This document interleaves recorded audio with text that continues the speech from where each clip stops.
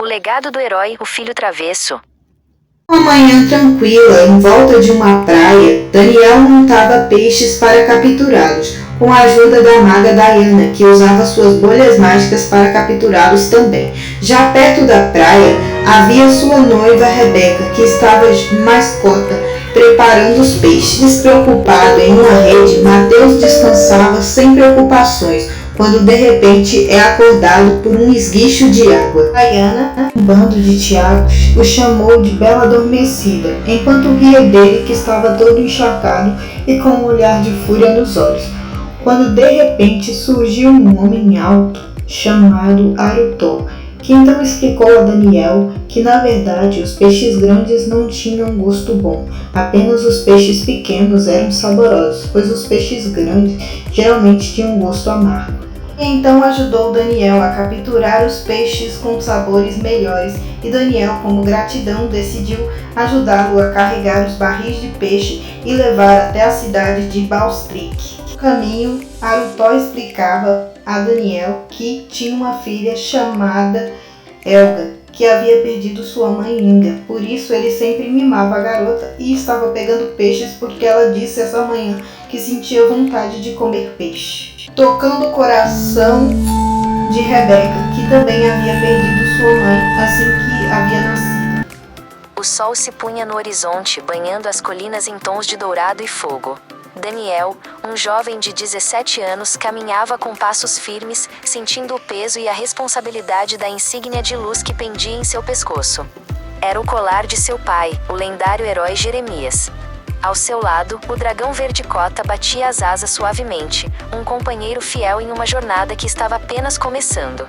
Eles buscavam honrar um nome que o mundo jamais esqueceria. Mais Diana, Tiago e Rebeca. O grupo finalmente avistou os grandes portões de madeira de Baldric, uma cidade viking robusta e cheia de vida. Lá, foram recebidos com braços abertos por Harutor, um homem de barba vasta e olhar bondoso. Ao lado dele, sua filha Helga sorria com uma doçura que parecia angelical. "Bem-vindos, viajantes! Minha casa é a vossa casa", exclamou Harutor, enquanto Helga fazia uma reverência educada, embora seus olhos brilhassem com uma curiosidade inquieta. Beca, ao olhar para a menininha, achou ela bonita e educada, sentindo uma forte ternura, sem perceber a maldade da garota. A Diana, como não tinha muita paciência com criança, apenas acenou com a mão, mas não quis muito se aproximar da garotinha. Beca dizia: "Ela me lembra minha irmã Luzia, porém Luzia era bem travessa. Duvido que essa menina seja tão travessa quanto a minha irmãzinha caçula." Tiago diz: "Quem sabe, talvez ela seja tão travessa quanto a bruxa do seu lado." Diana se irrita com Tiago dizendo que ela não é uma bruxa, e sim uma maga. Uma maga tem conhecimento de todas as coisas, enquanto as bruxas apenas são mestres em feitiçaria. E ela, ao atravessar a porta, sentiu algo estranho na garotinha. Algo que ele não sabia explicar o que era, porém sentiu que ela não era uma boa garota. Enquanto se acomodavam na estalagem, Daina e Rebeca aproveitavam um momento de descanso. Daina, a maga do grupo, flutuava pequenas bolhas mágicas para distrair o cansaço, enquanto Rebeca, a noiva de Daniel, arrumava seus longos cabelos roxos. Elas não perceberam que, nas sombras do corredor, Helga as observava, mas o brilho em seus olhos não era mais de admiração, e sim de uma travessura perigosa que estava prestes a começar. Na calada da noite, após um árduo treinamento, Daniel caminhava quando de repente vê um pequeno vulto correndo. Na curiosidade, ele decide olhar para ver o que era, seguindo o vulto. Na calada da noite, Helga esgueirou-se até o quarto de Rebeca.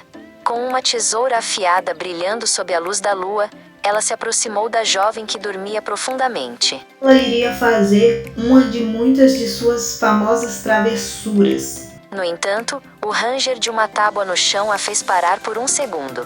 Daniel, então, havia visto tudo aquilo. Ele queria confrontar a menina, mas não queria acordar Rebeca, e também não queria ser um incômodo para o pai da menina. Então acabou fingindo não ter visto nada, apenas impedindo ela de cortar o cabelo de sua noiva Rebeca. O clima em Baldric ficou pesado até que Harutor encontrou Daniel segurando a tesoura que Helga havia deixado cair perto do quarto de Rebeca.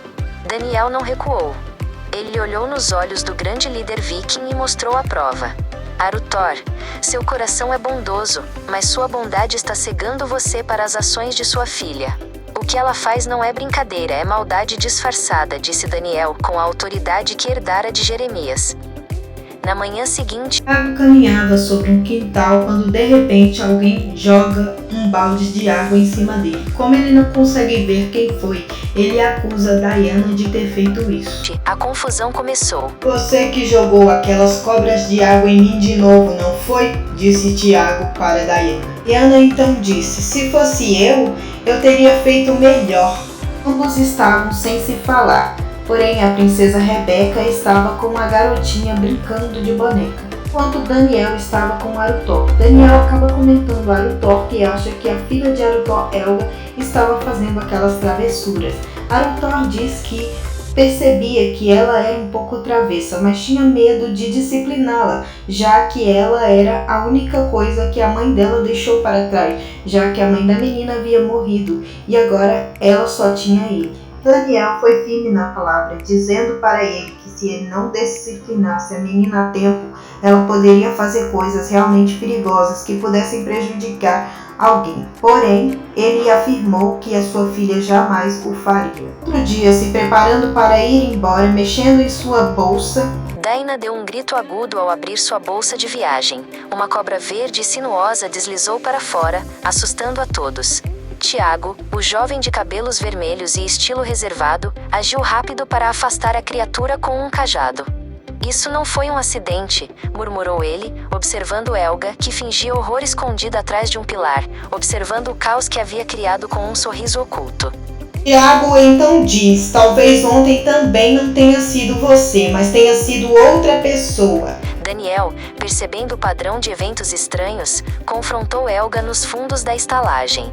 Eu vi você perto das coisas da Daina, Elga. Esses dias mesmo vi você tentar cortar o cabelo da minha noiva Rebeca.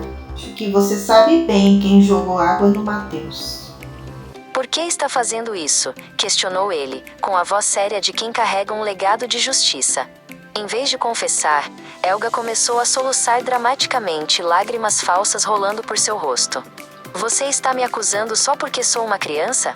Eu só queria ajudar, ela gritou, garantindo que os outros pudessem ouvir. A manipulação de Elga funcionou melhor do que Daniel esperava. Ela correu até Rebeca, sussurrando que Daniel estava sendo agressivo e que passava tempo demais vigiando outras garotas. Rebeca, confusa e cansada das tensões da viagem, olhou para Daniel com dúvida. Daniel, por que você está sendo tão duro com ela? Perguntou Rebeca. Daniel sentiu um nó na garganta. A verdade estava sendo distorcida pela astúcia de uma menina que sabia exatamente quais botões apertar. Ken, Daina, Tiago e Daniel estavam sempre de olho na garota, sentindo que ela havia feito algo. Daniel passou esse tempo na casa de Arutor porque Arutor pediu a ajuda dele para ajudar com a menina, já que ele estava sozinho e tendo que lidar com a casa e com toda a situação, agora que havia perdido sua esposa. A verdade finalmente veio à tona quando Kota, o dragão, encontrou Elga tentando esconder latas de tintas. Kota soltou uma pequena baforada de fumaça, cercando a menina e impedindo sua fuga. Assustada pela presença imponente do dragão, Elga tropeçou e todos os itens que ela havia roubado caíram no chão à vista de todos. O teatro havia acabado e a máscara de inocência finalmente caiu. Percebendo o próprio equívoco, Rebeca acaba pedindo desculpa a Daniel pela briga de antes. Ela fala que foi solidária com a menina porque ela também havia perdido sua mãe muito cedo e entendia a rebeldia da garota que havia perdido sua mãe. Arutor aproximou-se, com o rosto afundado em tristeza. Daniel colocou a mão no ombro do pai desolado. Meu pai Jeremias me ensinou que o amor não é apenas proteção contra o mundo, mas proteção contra nossos próprios impulsos ruins. Um bom pai deve disciplinar para que o filho não se torne o vilão de sua própria história. O legado dele vive em mim não pelas suas vitórias, mas pelas lições de retidão que ele me impôs. Tiago então olhou para Daniel silenciosamente e pensou em pensamento: que pena que meu pai tenha me estragado tanto. Queria que ele tivesse me dado a mesma criação que ele deu a você. Arutor ajoelhou-se diante de Elga. Não havia raiva em seus olhos, apenas uma determinação firme que ela nunca vira antes. Eu falhei com você, minha filha, por achar que amar era ignorar seus erros. De agora em diante, caminharemos no caminho da verdade, mesmo que ele seja difícil, declarou Arutor.